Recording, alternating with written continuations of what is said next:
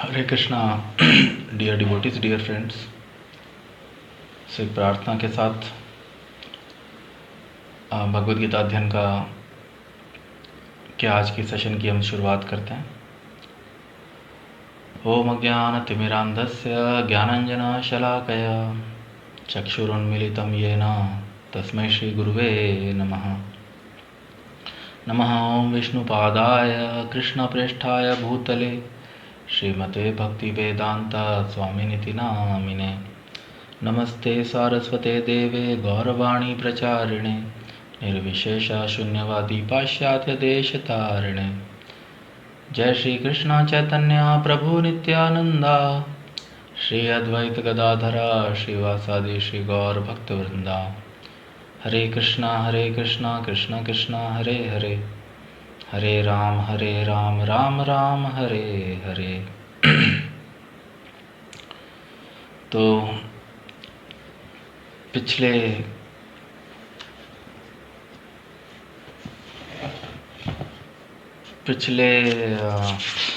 Session में हमने 14वें number के श्लोक तक हम सब लोगों ने पढ़ा था।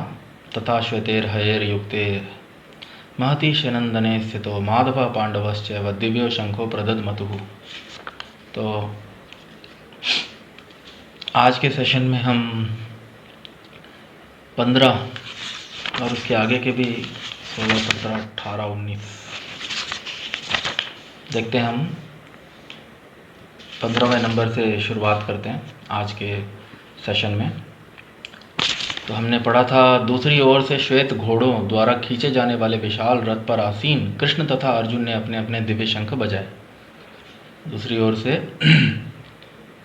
श्वेत घोड़ों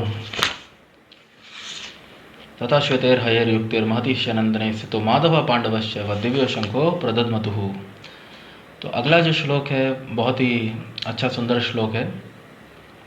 पांचजन्यम ऋषिकेशो देवदत्तम धनंजयः पौंड्रम दद्मो महाशंखम भीमकर्मा वृकोदरः। पांचजन्यम ऋषिकेशो देवदत्तम धनंजयः पौंड्रम दद्मो महाशंखम भीमकर्मा वृकोदरः। पांचजन्य नामक ऋषिकेश कृष्ण जो भक्तों की इंद्रियों को निर्देश करते हैं। देवदत्तम देवदत्त नामक शंख। धनंजय अर्जुन धन को जीतने वाला। पौंड्र नामक शंख।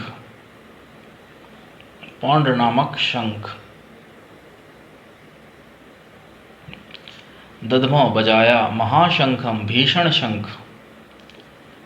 भीमकर्मा अति मानवीय कर्म करने वाले। वृकोदरः अति भोजी भीम ने वृकोदरः। भगवान श्री कृष्ण ने अपना पांचजन्य शंख बजाया। अर्जुन ने देवदत्त शंख तथा अति भोजी एवं अति मानवीय कार्य करने वाले भीम ने पौंड्र नामक भयंकर शंख बजाया। भयंकर। तो बहुत अच्छा श्लोक। भगवान श्री कृष्ण ने अपना पांचजन्य शंख बजाया, अर्जुन ने देवदत्त शंख बजाया और अति भोजी एवं अति मानवीय कार्य करने वाले भीम ने पौंड्र नामक भयंकर शंख बजाया। तो तात्पर्य एक बार हम पढ़ते हैं। तात्पर्य के अंदर स्वामी श्रील प्रभुपाद जी अनेक सिद्धांत विषयों पर चर्चा कर रहे हैं और अनेक सिद्धांत, आध्यात्मिक सिद्धांत समझा रहे हैं। इस श्लोक में भगवान श्री कृष्ण को ऋषिकेश कहा गया है क्योंकि वे ही समस्त इंद्रियों के स्वामी हैं। सारे जीव उनके भिन्नांश हैं, अतः जीवों की इंद्रियां भी उनकी इंद्रियों के अंश हैं। चूँकि निर्विशेषवादी जीवों की इंद्रियों का कारण बताने में असमर्थ हैं, इसीलिए वे जीवों को इंद्रिय रहित या निर्विशेष कहने के लिए उत्सुक रहते हैं। भगवान समस्त जीवों के हृदय में स्थित होकर उनकी इंद्रियों का निर्देशन करते हैं, किंतु वे इस तरह निर्देशन करते हैं कि जीव उनकी शरण ग्रहण कर ले और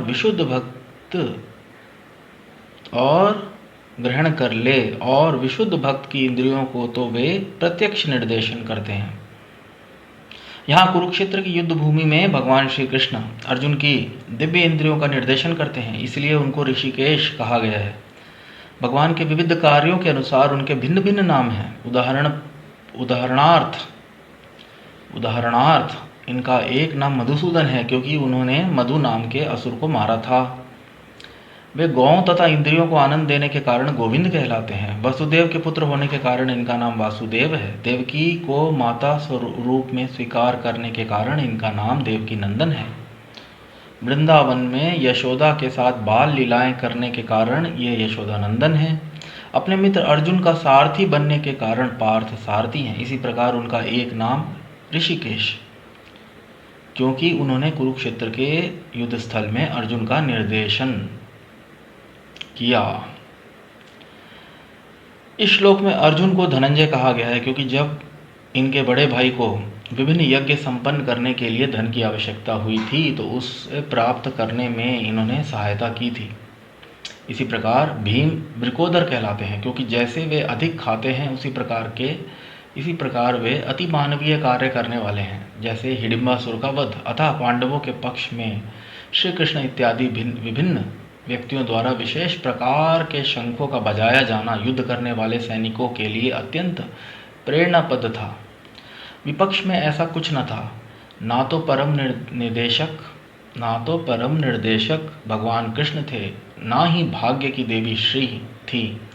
अतः युद्ध में उनकी पराजय पूर्व निश्चित थी। शंखों की ध्वनि मानो यही संदेश दे रही थी। तो बहुत अच्छा तात्पर्य, बहुत अच्छा श्लोक, बहुत सुंदर श्लोक, बहुत अच्छा तात्पर्य। भगवान श्री कृष्ण ने पांचजन्यम ऋषिकेश भगवान श्री कृष्ण का यहाँ पे संबोधन जो है ऋषिकेश कह के किया गया है, और उन्होंने अपना पांचजन्य शंख बजाया। अर्जुन का संबोधन धनंजय करके यहाँ पे किया गया है, और उन्होंने अपना देवदत्त शंख बजाया। और भीम जो है, भीम जी का यहाँ पर वृकोदर करके उनका संबोधन किया गया है, और उनके शंख को भयंकर शंख पौंड्रम दद्मो महाशंखम, भीषण शंख, उनके शंख को भीषण शंख, बहुत तेज ध्वनि करने वाला जो है उनका शंख, पौंड्र नामक भयंकर शंख। तो भीष्मदेव जो थे उनको वृकोदर करके संबोधन किया गया है, कृष्ण भगवान को ऋषिकेश के कहकर संबोधन किया गया है, और अर्जुन को धनंजय करके। और प्रत्येक शब्द का एक बहुत ही अद्भुत मीनिंग है, एक बहुत ही अद्भुत उसका शब्द का जो अर्थ है। और इस श्लोक में भगवान श्री कृष्ण को ऋषिकेश कहा गया है, क्योंकि वे ही समस्त इंद्रियों के स्वामी हैं। तो समस्त जीव भगवान के अंश हैं। तो समस्त जीवों की इंद्रियां जो हैं वो भी भगवान की दिव्य इंद्रियों की अंश हैं। स्वामी प्रभुपाद जी तात्पर्य के अंदर बहुत अच्छे से समझा रहे हैं, सारे जीव उनके भिन्नांश हैं, भिन्नांश। वैसे स्वामी श्रील प्रभुपाद जी अपनी शिक्षाओं में यहाँ पर सारे जीव जो हैं, भौतिक जगत के समस्त जीव, अधिकांश जीव भगवान के भिन्नांश हैं। भिन्नांश और स्वांशा विभिन्नांशा। तो इस पूरी सृष्टि में भौतिक तथा आध्यात्मिक जगत को मिलाकर जितने भी जीव हैं वो भगवान के ही अंश हैं, और उनकी जो वो श्रेणियों में आते हैं वे स्वांश या विभिन्नांश की श्रेणियों में आते हैं। विभिन्नांश को स्वतंत्रता, वैसे तो समस्त जीवों को स्वतंत्रता है, पर जो स्वांश हैं वो कभी भी भगवान से अलग नहीं होना चाहते हैं। पर विभिन्न अंश को स्वतंत्रता है, वो चाहे तो भौतिक प्रकृति के शरण में, वो चाहे तो भौतिक प्रकृति की शरण में रह सकता है, या अपने आध्यात्मिक स्वरूप में। अगर विभिन्न अंश को यह स्वतंत्रता है कि वह चाहे तो कोई भौतिक स्वरूप लेके भौतिक प्रकृति की शरण में रह सकता है, और यदि वह चाहे तो वह अपने आध्यात्मिक स्वरूप में, अपने नित्य आध्यात्मिक स्वरूप में आध्यात्मिक प्रकृति, भगवान की दिव्य प्रकृति जो है उनकी शरण में रह सकता है। तो प्रत्येक जीव की इंद्रियां भी भगवान के इंद्रियों का अंश है, और कृष्ण भगवान चूँकि उनका प्रत्येक जीव की इंद्रियों का निर्देशन करते हैं, परंतु तात्पर्य के अंदर स्वामी श्रील प्रभुपाद जी बता रहे हैं, वो उनका निर्देशन इस प्रकार करते हैं कि उन जीव जो है उनकी शरण ग्रहण कर ले, और विशुद्ध भक्त की इंद्रियों को तो प्रत्यक्ष निर्देशन करते हैं। और स्वामी श्रील प्रभुपाद जी खैर इंग्लिश के तात्पर्य में लिखते हैं, परपट में, Lord Krishna directs he direct in terms of the surrender of the living entity। सो भगवान श्री कृष्ण जो हैं वो प्रत्येक जीव के हृदय में हैं, परंतु वह हृदय प्रत्येक जीव की इंद्रियों को भी वही निर्देशन करते हैं, परंतु वह उसकी शरण के अनुसार, किस जीव ने ईश्वर के कितनी शरण ले रखी है, वह जीव ईश्वर के कितना वो ईश्वर के समीप जाता है, ईश्वर से निर्देशन चाहता है, वह उसके अनुसार ही उस जीव के इंद्रियों का निर्देशन करते हैं। भगवान की यह खास बात है कि भगवान प्रत्येक जीव के प्रति समान भावना रखते हुए और सबके प्रति उदार भावना, क्योंकि प्रत्येक जीव भगवान का अंश है, प्रत्येक जीव जो है भगवान के पुत्र समान है। मम अहम बीज प्रदा पिता, कृष्ण भगवान भगवद गीता में बताते हैं। तो वो अपने प्रत्येक पुत्र के प्रति वह भगवान जो है वह प्रेम स्नेह भाव रखते हैं। ऐसे भगवान बता रहे हैं, ना में द्वेष अस्ति ना प्रिय, भगवद गीता के अंदर भगवान श्री कृष्ण वर्णन करेंगे, ना मेरे को कोई प्रिय है, ना मैं किसी से द्वेष रखता हूँ, परंतु फिर भी क्योंकि प्रत्येक जीव भगवान का अंश है, तो भगवान का निसंदेह प्रत्येक जीव के प्रति जो है वह स्नेह, क्योंकि भगवान स्वयं इस बात को भी बोलते हैं, सुहृदम सर्वभूतानाम। वो जब ये भी कह रहे हैं कि ना में द्वेष अस्ति ना प्रिय, वो बस ये बताने का प्रयत्न कर रहे हैं कि मैं सबके प्रति समान हूँ। यदि मैं एक को प्रेम करूँगा तो मैं सबको प्रेम करना चाहूँगा। और सुहृदम सर्वभूतानाम, मैं प्रत्येक जीव का सबसे परम मित्र हूँ।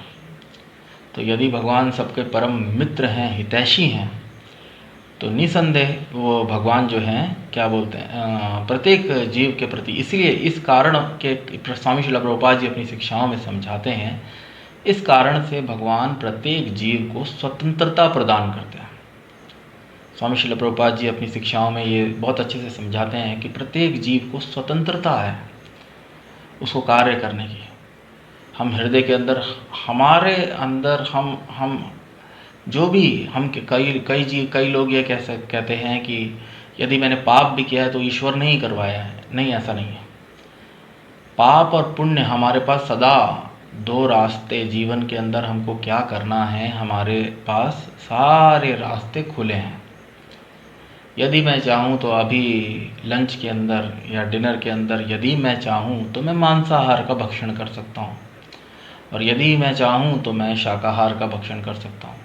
तो प्रत्येक जीव के पास जो है स्वतंत्रता विद्यमान है, और प्रत्येक जीव को भगवान ने स्वतंत्रता प्रदान की है, और उस स्वतंत्रता का व्यक्ति के सदुपयोग करता है, दुरुपयोग करता है, यह उसकी इच्छा अनुसार वह करता है। परंतु वो जो कार्य करता है उसके अनुसार उसको परिणाम जो है, हर कार्य का एक परिणाम उसको भुगतना पड़ता है, वो सुखद या दुखद हो सकता है।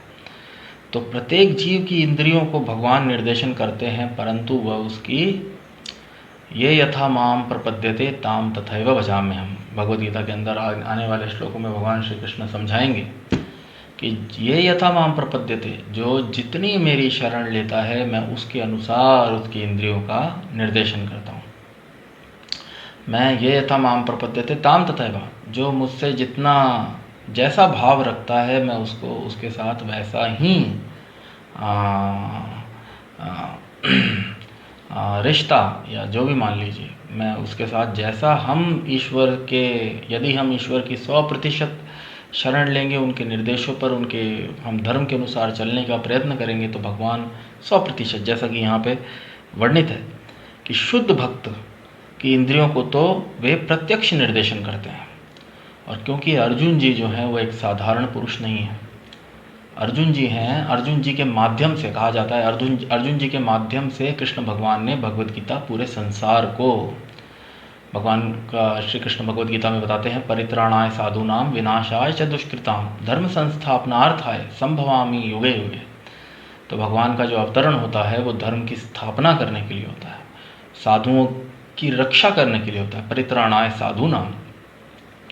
तो पांडव जो थे निसंदेह वह धर्मी थे, और भगवान श्री कृष्ण उनका तो रक्षण अवश्य कर ही रहे हैं, परंतु इस युद्ध के माध्यम से वह पूरी सृष्टि में समस्त जीवों के लिए भगवत गीता का उपदेश अर्जुन जी के माध्यम से, क्योंकि अर्जुन जी भगवान के एक शुद्ध भक्त हैं, अर्जुन जी भगवान के एक शुद्ध भक्त हैं, भक्तोसी में सखा चैति। और बड़े बड़े जो साधु संत हैं, जितने भी आचार्य हुए, जितने भी संप्रदायों में, जितने भी ऑथोराइज्ड, जितने भी संप्रदाय हैं, उन समस्त संप्रदायों के जितने भी आचार्य रहे हैं, उन्होंने इस बात को बहुत अच्छे से समझाया है कि भगवान जो हैं वो, उनका स्तर बहुत उच्च है, पूर्ण शुद्धम नित्य मुक्तम। जो भगवान हैं वो बहुत शुद्ध हैं, और उनका स्तर जो है, आध्यात्मिक स्तर, वो बहुत ऊंचा है। तो वह अपने एक शुद्ध भक्त के साथ लीला कर भगवत गीता बोलने के लिए, कहा जाता है भगवत गीता बोलने के लिए, अर्जुन जो हैं उन्होंने पहले ही कृष्ण को प्राप्त कर लिया है, तो अर्जुन माया के अंदर नहीं आ सकते। अर्जुन माया के 3 गुणों को पहले ही लांघ चुके हैं, और इसी कारण से कृष्ण भगवान जो स्वयं परम पुरुषोत्तम भगवान श्री कृष्ण हैं, वो उनके मित्र हैं। परंतु अर्जुन जी दैवी प्रकृति के माध्यम से अर्जुन जी जो हैं वह, उनकी स्थिति ऐसी होती है कि भगवान श्री कृष्ण भगवत गीता बोल सकें जन कल्याण के लिए, समस्त जीवों के कल्याण के लिए भगवान भगवत गीता बोल सकें। तो निर्विशेषवादी, स्वामी श्रील प्रभुपाद जी तात्पर्य के अंदर समझा रहे हैं, जो इम्पर्सनलिस्ट होते हैं, एक श्रेणी के लोग होते हैं जो यह तो विश्वास करते हैं कि भगवान होते हैं, वे यह तो विश्वास करते हैं, वो भगवान को एक शक्ति के रूप में मानते हैं। उनका मानना है कि भगवान का कोई स्वरूप नहीं है, निर्विशेषवादी। तो जो लोग ऐसे निर्विशेष, तो एक पूरी एक श्रेणी जो है, उनका मानना है कि ईश्वर का कोई स्वरूप नहीं है, परंतु हाँ, वो इस बात को भली भांति नकार नहीं सकते हैं। तर्क वितर्क के माध्यम से वो इस बात को समझ लेते हैं कि निसंदेह कोई ना कोई शक्ति, हम सब इस संसार में, हमारा अनुभव है कि प्रत्येक अगर सब चीज़ सुचारू रूप से, व्यवस्थित रूप से चल रही है, तो निसंदेह कोई ना कोई शक्ति तो है जो सबको नियंत्रण कर रही है, परंतु उस शक्ति का कोई स्वरूप नहीं है, उस शक्ति का कोई स्वरूप नहीं है, उसके पास कोई इंद्र नहीं है। क्यों? क्योंकि जो लोग भौतिक इस संसार को दुखालयम भी कहा गया है, जो जीव जो है, मनुष्य जो है, वो यहाँ पर इच्छा और द्वेष से पतित हुआ है। इच्छा द्वेष समुत्थेना द्वंद्व मोहेन भारता। तो द्वेष जो है वो किसी न किसी के प्रति तो अवश्य, हम सबके हृदय में द्वेष है, और वो किसी न किसी के प्रति तो यदि हमारे हृदय में ऐसा अनर्थ है, तो वो निसंदेह किसी न किसी के ऊपर तो हम उसको, अपने द्वेष को, तो हम किसी पे भी, प्रत्येक जीव जो है मन भगवान का अंश है, किसी से भी द्वेष करना वास्तविकता में ईश्वर से ही इनडायरेक्टली द्वेष करने के बराबर है। और क्योंकि मनुष्य का जो है, जो भौतिक जगत के अंदर जितने भी जीव हैं, वो इच्छा और द्वेष से यहाँ पर जन्मे हैं।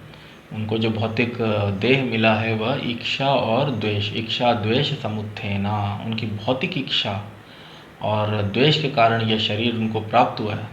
हम सबको ये शरीर जो है वो हमारे भौतिक कामनाओं की पूर्ति के लिए, और जो द्वेष जो हमारे हृदय के अंदर है वो तो वो हम कहीं ना कहीं, तो जो निर्विशेषवादी जो होते हैं वो इस संसार के अंदर प्रत्येक मनुष्य के अंदर हृदय के अंदर द्वेष है, और प्रत्येक मनुष्य अपने लिए सदा अपने लिए अपने सुख के लिए निरंतर कार्य कर रहा है, और इस इस संसार में अनेक बार हमारा एक दूसरों से बहुत जो हमारा अनुभव जो होता है वो बहुत कड़वा, अनेक बार हमको, क्योंकि इस संसार में प्रत्येक व्यक्ति, तो इसलिए बहुत वृद्ध लोग कई बार पूरे अपने जब जीवन का अनुभव सुनाते हैं तो कहते हैं, या बहुत साधु संत सन्यासी वो बोलते हैं संसार में प्रत्येक व्यक्ति जो है वह स्वार्थी है, प्रत्येक व्यक्ति स्वार्थी है, अपने स्वार्थ के लिए वह दूसरे को हानि पहुंचा सकता है। तो क्योंकि हमारा प्रत्येक व्यक्ति इस संसार के अंदर हमारा जो अनुभव होता है वो बहुत दुखद, प्रत्येक व्यक्ति का जो ऑफकोर्स सुख और दुख जीवन के अंदर आते जाते रहते हैं, परंतु जैसा कि वर्णन है दुखालयम, तो अधिकांश लोग इस संसार के अंदर दुखों को झेलते झेलते इतने थक जाते हैं, इतने ऊब जाते हैं कि वह यह समझने के बाद भी कि वो शाश्वत हैं, वो आत्म है, उनका कभी भी हनन नहीं होगा, यह समझ जाने के बाद, और वो ईश्वर परमात्मा का अंश है, उनकी इच्छा होती है कि हमें एक ऐसी हमें ऐसा जीवन प्राप्त हो जहाँ हमें किसी से कोई क्रियाकलाप, कोई वार्तालाप ना करना पड़े, और हम सदैव नित्य बस जीते रहें। तो इसी इच्छा को निर्विशेष कि बस एक व्यक्ति को जब समझ में आ जाता है कि वह नित्य है, परंतु क्योंकि उसने इस संसार में आनंद का अनुभव नहीं किया, उसने जिन जीवों के साथ इस संसार में जीवन जिया, समस्त सारे जीव अपनी इच्छाओं की, भौतिक इच्छाओं की पूर्ति में इतने आसीन रहते हैं कि प्रेम और उदारता ऐसे गुण यहाँ पर इस संसार में देखने को नहीं मिलते हैं, और इसी कारणवश जो हर व्यक्ति का अनुभव इस संसार के अंदर अत्यंत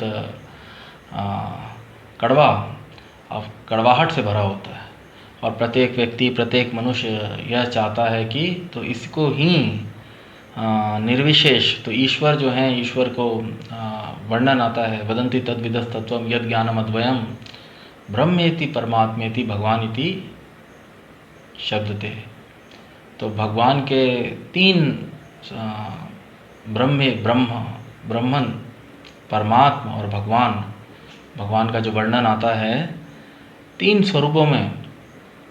तो जो निर्विशेषवादी होते हैं वो भगवान की जो काया, भगवान के शरीर से जो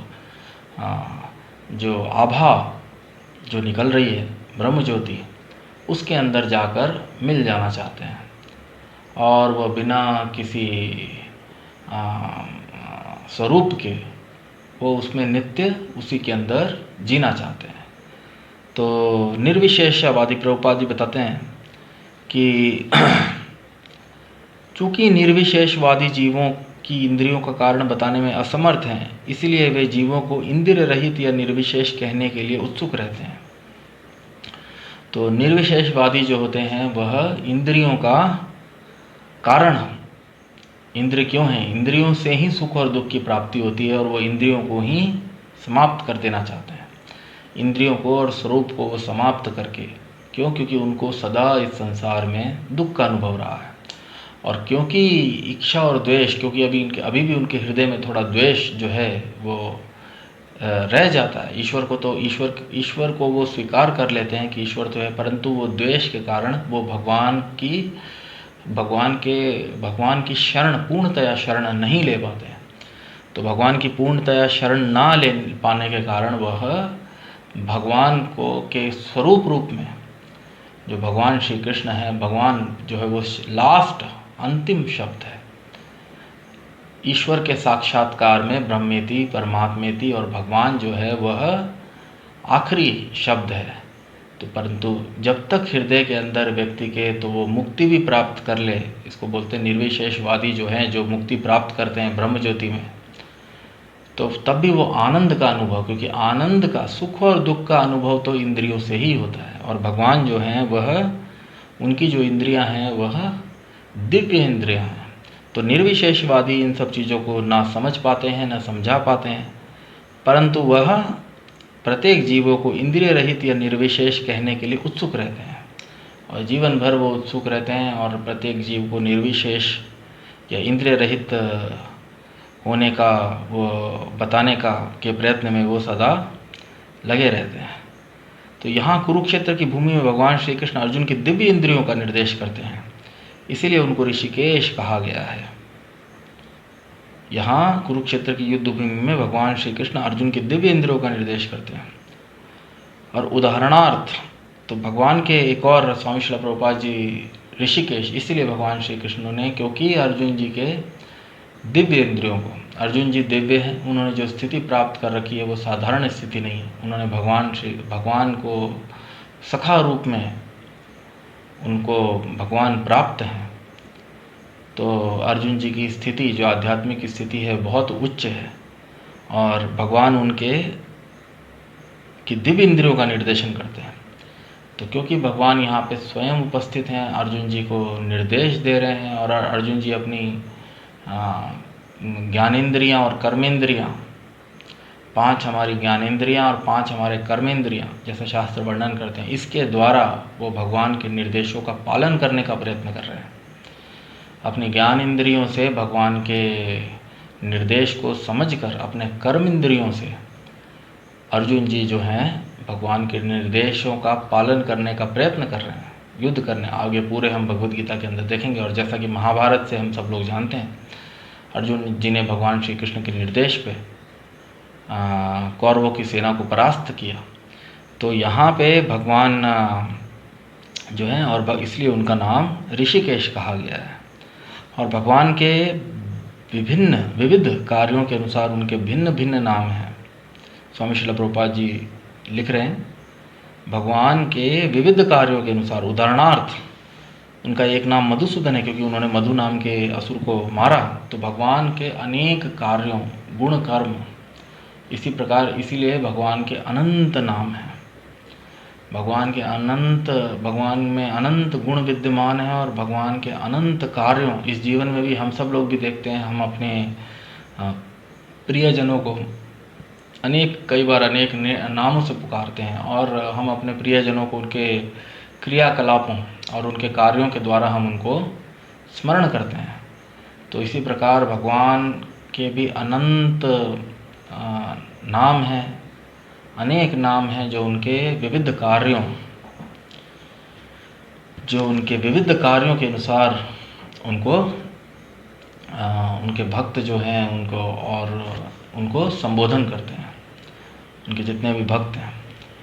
उदाहरण के लिए यहाँ पे बताया गया भगवान का नाम मधुसूदन, क्योंकि उन्होंने मधु नामक राक्षस का वध किया था, असुर का वध किया था। उन्होंने मधु नाम के असुर का वध किया था।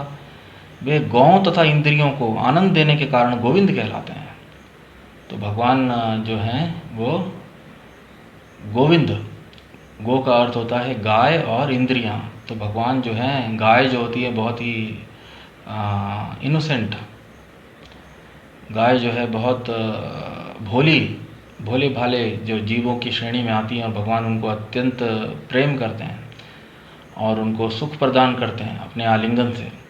और इंद्रियों को भी, मनुष्य के इंद्रियों को भी, जब हम पूर्ण शुद्ध अवस्था में हो जाएंगे तो भगवान जो हमारी इंद्रियों को पूर्ण आध्यात्मिक सुख हम लोग का अनुभव कर सकते हैं। ईश्वर से प्राप्त होने वाले आध्यात्मिक, अभी भी जो हमको जो सुख प्राप्त हो रहा है इंद्रियों को, निसंदेह वह ईश्वर की कृपा से ही, उपदेष्टा अनुमंता, ईश्वर की अनुमति से ही प्राप्त हो रहा है। परंतु जब शुद्ध अवस्था के अंदर जो आध्यात्मिक सुख प्रदान जो मिलता है, वह व्यक्ति को कब मिल सकता है? जब वह पूर्ण शुद्ध, हृदय से शुद्ध हो जाए और वह भगवान के तब उसको भगवान से उसका जो वर्णन आता है, ब्रह्मभूत प्रसन्नात्मा न सोचती न कांक्षति सम सर्वेषु भूतेषु मद भक्ति लभते पराम। तो ऐसी अवस्था के अंदर जो सुख प्राप्त होता है वो भौतिक सुख से कहीं अधिक होता है। उसकी कल्पना अभी हम इस बद्ध अवस्था के अंदर उस सुख की कल्पना कर पाना इतना आसान नहीं है। तो वृंदावन में यशोदा के साथ बाल लीलाएं करने के कारण उनका नाम यशोदानंदन है। देवकी को माता रूप में स्वीकार करने के कारण इनका नाम देवकी नंदन है। वसुदेव के पुत्र होने के कारण इनका नाम वासुदेव है, और अर्जुन का सारथी बनने के कारण पार्थ सारथी है। तो ऐसे भगवान के विविध नामों का यहाँ पे, भिन्न भिन्न नामों का यहाँ पे वर्णन किया गया है, जिसको भगवान के अनंत भक्त उनके विविध कार्यों, भगवान के नामों के द्वारा उनके अनंत लीलाओं का स्मरण करते हैं।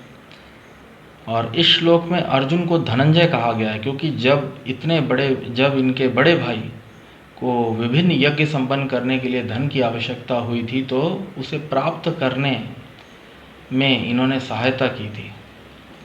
तो अर्जुन जी का जो यहाँ पे जो नाम है, जिस नाम से उनको संबोधन किया गया है, वह धनंजय नाम से संबोधन किया गया है, जो स्वामी श्रील प्रभुपाद जी अपनी शिक्षाओं में बताते हैं। और इतिहास से हमको पता चलता है कि युधिष्ठिर महाराज को अनेक यज्ञ संपन्न करने के लिए अत्यंत धन की आवश्यकता थी। उस समय कृष्ण भगवान के